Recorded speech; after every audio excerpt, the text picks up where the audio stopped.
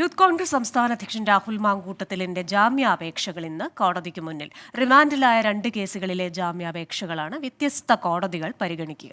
രണ്ടിലും ജാമ്യം ലഭിച്ചാൽ മാത്രമേ രാഹുൽ മാങ്കൂട്ടത്തിലിന് ജയിലിൽ നിന്നിറങ്ങാൻ കഴിയൂ. അറസ്റ്റിൽ പ്രതിഷേധിച്ച് യൂത്ത് കോൺഗ്രസ് ഇന്ന് സെക്രട്ടേറിയറ്റിലേക്ക് നൈറ്റ് മാർച്ച് നടത്തും. സലിം മാലിക് ചേരുന്നുണ്ട് തിരുവനന്തപുരത്ത് നിന്ന് വിവരങ്ങളുമായി. സലിം, എപ്പോഴാണ് ഈ ജാമ്യാപേക്ഷ പരിഗണിക്കുക? 2 ജാമ്യാപേക്ഷകളുണ്ട്.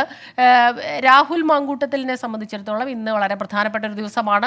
ജയിലിൽ നിന്ന് ഇറങ്ങണമെങ്കിൽ ഈ ജാമ്യാപേക്ഷ ലഭിച്ചേ മതിയാകും.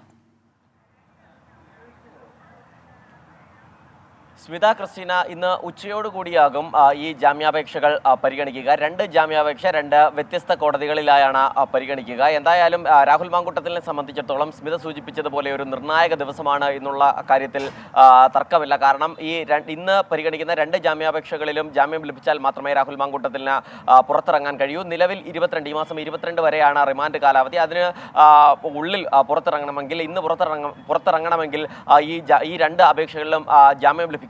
മാത്രമല്ല, സെക്രട്ടേറിയറ്റ് മാർച്ചുമായി ബന്ധപ്പെട്ട കേസിലാണ് രാഹുൽ മാങ്കൂട്ടത്തിലിനെ ആദ്യം അറസ്റ്റ് ചെയ്തത്. അതിനുശേഷം പിന്നീട് ഈ സെക്രട്ടേറിയറ്റ് മാർച്ചിനെതിരെ എടുത്ത മറ്റ് 2 കേസുകളിൽ കൂടിയും ഒപ്പം DGP ഓഫീസിലേക്ക് നടത്തിയ മാർച്ചുകളിലും കൂടി പോലീസ് ഫോർമൽ അറസ്റ്റ് രേഖപ്പെടുത്തിയിരുന്നു. അത് റിമാൻഡിലിരിക്കെ തന്നെയാണ് അറസ്റ്റ് രേഖപ്പെടുത്തിയത്. അത് ഒന്ന് കന്റോൺമെന്റ് സ്റ്റേഷനിലും 2 മ്യൂസിയം പോലീസ് സ്റ്റേഷനിലുമായാണ് ഈ അറസ്റ്റ് രേഖപ്പെടുത്തിയത്.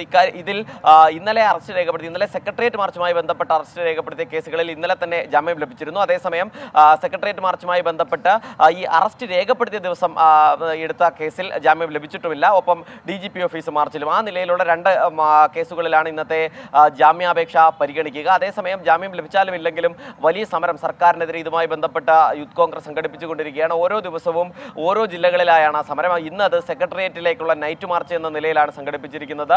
യൂത്ത് കോൺഗ്രസിന്റെ ദേശീയ അധ്യക്ഷൻ BV ശ്രീനിവാസ് ഉദ്ഘാടനം ചെയ്യുന്ന നൈറ്റ് മാർച്ച് ഇന്ന് വൈകുന്നേരം 6 മണിക്ക് ആരംഭിക്കും എന്നാണ് പറയുന്നത്. ഒരുപക്ഷെ ജാമ്യം ലഭിച്ചാൽ രാഹുൽ മാങ്കൂട്ടത്തിലിനെ കൂടെ പങ്കെടുപ്പിച്ചുകൊണ്ടുള്ള ഒരു വലിയ സമരം എന്ന നിലയിലാകും യൂത്ത് കോൺഗ്രസ് അതിനെ പ്ലാൻ ചെയ്യുകയും ചെയ്യുക. സ്മിത ക്രിസ്റ്റീന.